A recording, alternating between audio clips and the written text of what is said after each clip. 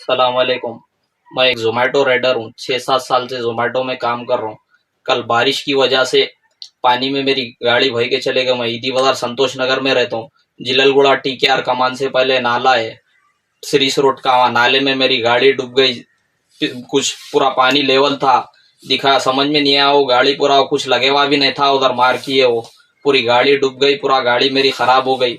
Phone भी मेरा 20,000 का फोन था, फोन चले गया। 1,40,000 की गाड़ी थी मेरी, एसपी शाइन नई गाड़ी। फाइनेंस मंथली भरना है मेरे को।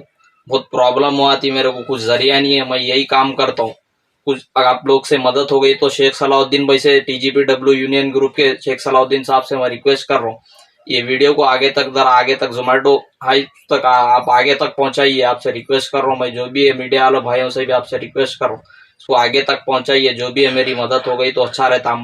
हालांकि मैं मैरिड हूँ मैं, एक बच्चा भी है मेरे को। तो ये आगे तक जो भी मदद हो गई मेरी, कुछ अच्छा रहता।